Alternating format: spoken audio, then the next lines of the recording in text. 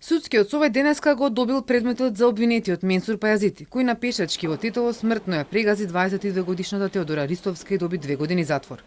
Председателот на судски Александар Камбовски за Телма вели дека формирал работна група од тројца членови кои ќе го разгледаат предметот од првиот ден кога обвинението влегло во судот, па се до понеделникот кога повторпат започна и заврши во Тетовскиот суд. Вели предметот го побарале уште во понеделникот и дека не сакаат да влијаат врз постапката која не е правосилна.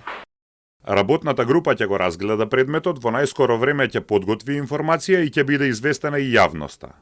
Во меѓувреме тече 15-дневниот рок во кој судијата Елведин Ферати треба да ја напише пресудата. Обвинителството чека образложение, но сметаат дека има основ за жалба, имајќи ја предвид висината на казната. Пресудата од 3,5 години, која првично ја досудила судиката Верка Костовска, второстепениот суд речиси ја преполовил. Врховен па ги укинал двете пресуди поради суштествени повреди, а повторениот процес го води Ферати затоа што Костовска се пензионирала.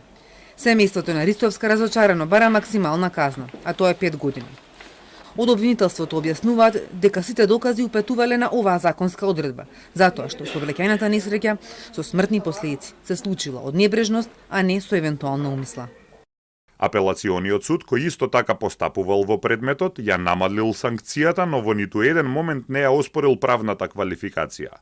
Во крајна линија и Врховниот суд во својата одлука ги укинал претходните пресуди заради повреди во судската постапка, а не заради правната квалификација.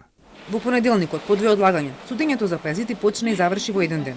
Обвинителот го прочита обвинението. Обвинетиот призна вина, без видени докази, а откако сите дадоа завршен збор, без пауза, веднаш судијата ја прочита пресудата.